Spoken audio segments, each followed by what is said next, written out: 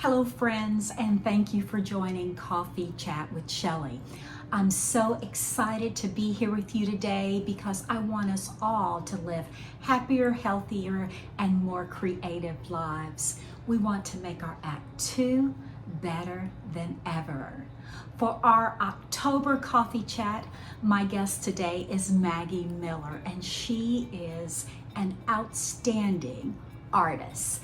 I've known Maggi for many years, and I'm looking forward to hearing about her artwork and creative life over 50. Let's join the interview. Hello, friends. I have Maggi Miller with me here today, and she is an artist. Maggi, thank you so much for joining Coffee Chat with Shelly today. Well, I couldn't be more tickled to be invited. Thank you so much. Thank you. Well, I've seen you on Facebook, and I know you are doing some amazing things, and we're going to talk about what you're doing in just a moment. But let me first ask you, what motivates you to live your creative life over 50? I can't imagine not being creative. So motivation is not really much of an issue for me. I read about writers who have writer's block, and I have a lot of artist friends, but I've never been in a conversation where we all said, I don't know, how do we get going? How do we make ourselves? Because some of my earliest memories as a child were of drawing and begging to take painting classes. And there was a long period in my life where I wasn't making art in the way that I thought I was going to. But I think my life was still very creative because I was a teacher.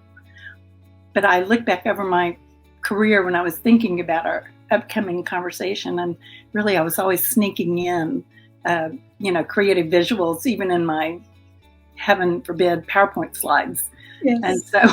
And so, I think I put my need for creativity in the way I raised my kids, the way I had my relationship with my husband, just every aspect of my life had some element of creativity built into it. If I have time, I can sit down and go, ooh, I want to work on this. I want to try this. I want to play with this. Yeah. Pretty much always there. Yeah, that's so amazing though. I didn't know you were an artist until, one day I was on Facebook and I saw these beautiful creations, and I was just like, wow, I did not know this about Maggi. I was in some ways on a decades-long hiatus. I did get my bachelor's degree in art, and I had illusions of grandeur of becoming a painter or something, but it was very, very vague. I mean, I look back now and think I was very naive and immature and underprepared for that kind of work. And I took a kind of a gap year after college. And so I stumbled around and I went to the closest university, which was the University of Texas at Austin. And again, the story is very long, but the short version is that the faculty kind of adopted me like I was their mascot. And they gave me a crash course in how to teach reading. And they gave me books, and they gave me their students. And I spent the year doing the best I could at something I didn't know how to do. Yes. I absolutely fell in love with teaching reading. Wow. And I went back to school and went a completely different path. So I did my graduate work in the field of curriculum and instruction. So I left the world of art in the sense of, I wasn't painting every day. I wasn't drawing every day. Major life changes towards the end of my teaching career where I said, you know what? I'm going back to that. Late bloomer, I guess. Hey, better late than never. Better late than never. That's right. So let's talk about your art. It is different.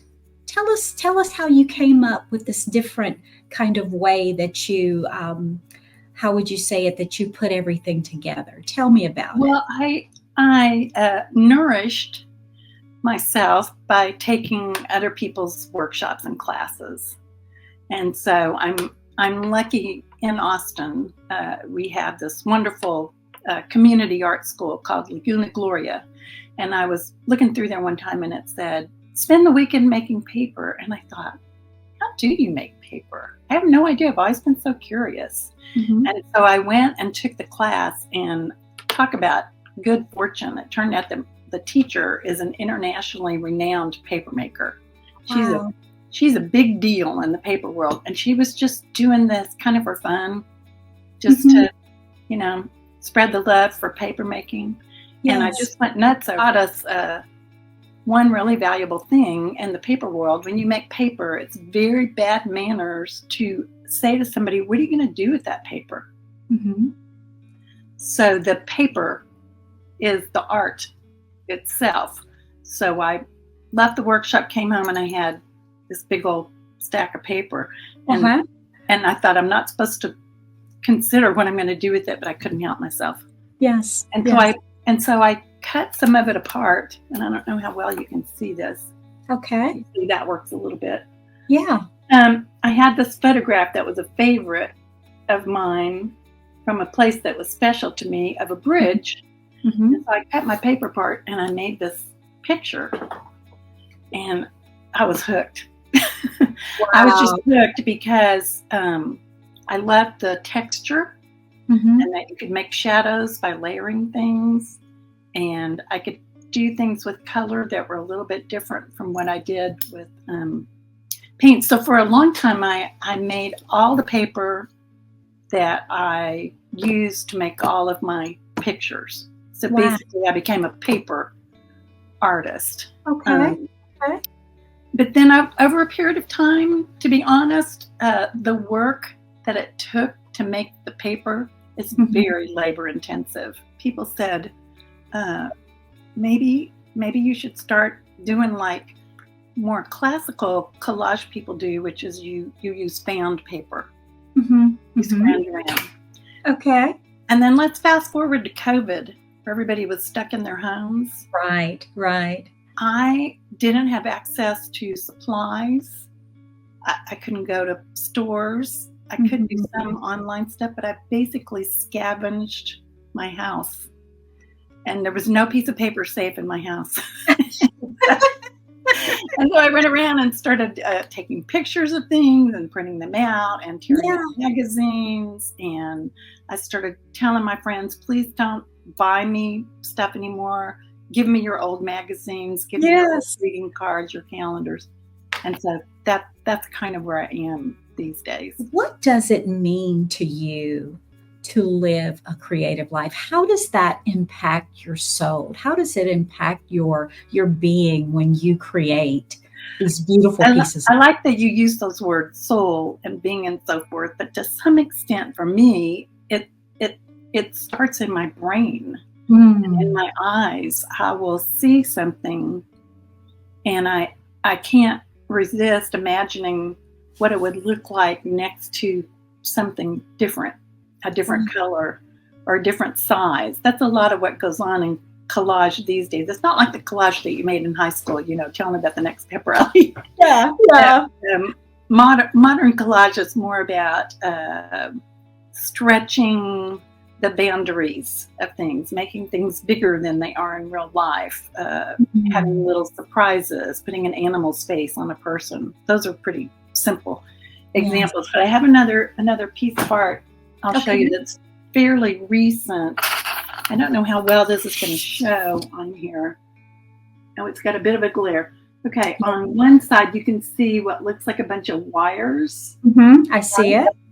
Okay, so my son-in-law is a musician, in his studio that he just opened. He invited me in, and I took tons of photos. And I took pictures of these, and then blew this picture up pretty big. And I'm getting ready to blow it up even bigger. I'm going to redo this collage. Wow! And I looked at it for the longest time, and I began to think that it reminded me of a tornado. And so the other, let's see if I can show you. the other shapes that are in here. Yes, I can see them now. Yeah. The other shapes, and including a woman that's hidden in there. I don't know how well you can I see can her. see her. Uh-huh. There Wow. she is. Yeah, with her hair blowing and everything. Yes. Those things began to call out to me to belong together. So the name of that piece is Tornado Quandary. It probably took several months as I went through my materials and found the pieces with the right colors and the right movement and so forth to go with it. And then I had to find the thing. I always like to hide something.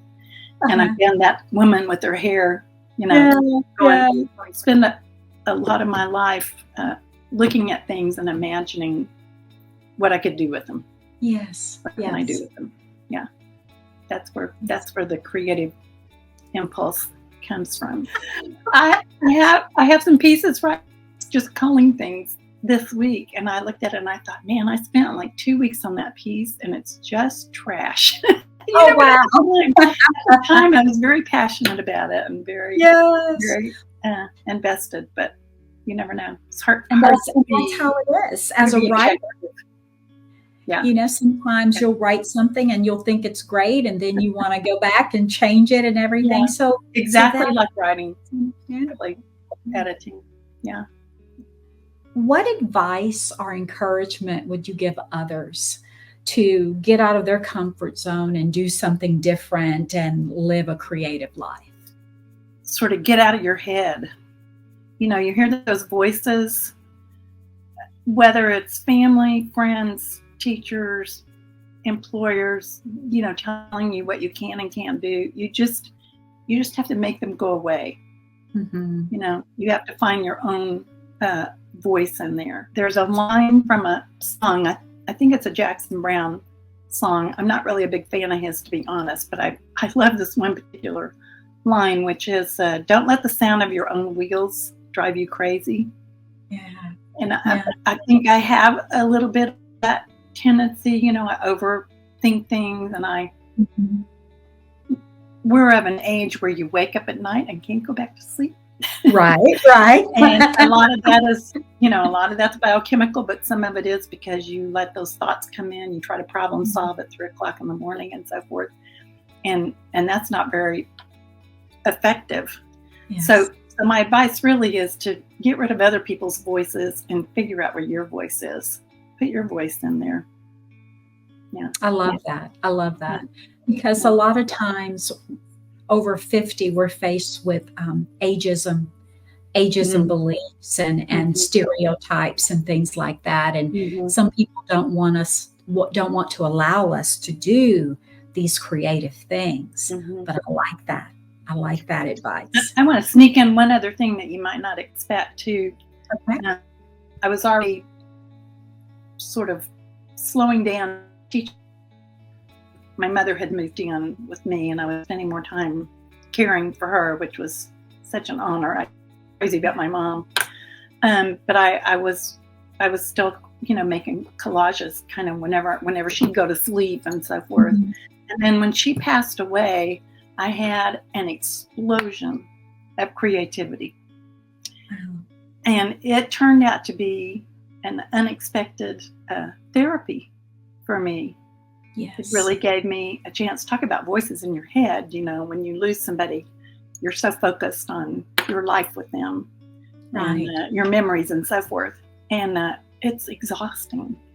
And so being able to escape into my creative self was honestly good medicine. It was great. I did more work then than I've ever done in my life. Wow. Yeah. Wow. So that was therapy for you. I love that. Yeah. I love it. Yeah. That's amazing, because as we get older, we're going to face things like that, and I do believe that having that creative outlet is such a positive thing. Did I see were you going to have a show or something with your artwork? I put myself out there a lot. I don't like the business part of art, and many artists will tell you that, but I took an amazing class from somebody who pushed and prodded and helped and taught me, if you don't have people looking at your art, you don't get to share your art. Right. It's not even about selling so much, but you can't show it to somebody unless you ask somebody else, can I put this in your gallery, your restaurant, your whatever. And so I've been in some, and I sold some pieces recently. And of course, that does encourage you Right. a little bit. And so I'm in another show starting next week. But I have a website. Awesome. Okay. Yeah. And it's my name is spelled in a funny way without the E at the end. And so it's my name, MaggiMiller.com, MaggiMiller.com. So people can go see what's there. Yeah. See what they think. Yes. Well, we will definitely put that in the description so people can click on the link and see your amazing artwork. Thank you. Thank you so much. Yes. Well, thank you. Part of this community. Yes. I am so excited to have you be a part of our community, our Creative Living Over 50 community. And thank you so much for joining me today for this coffee chat. And I wish you the best as you continue to create. Thank you. It's really been a pleasure. I appreciate it. Thank you so much. All right. Thank you. Well, friends, I hope you enjoyed our coffee chat today. Maggie is an amazing artist who is living her creative life over 50. And just for a little commercial break, I'd like to remind you that I have these beautiful mugs on my Printify store. If you're thinking about getting some Christmas gifts, this one says creativity plus coffee equals joy, and this one says live a creative life. If you have a friend or a family member who is a creative person, this would make a great, great Christmas gift. If you like these kinds of videos, please watch my videos and support my channel, and consider subscribing to Shelly's Creative Life. Bye, friends.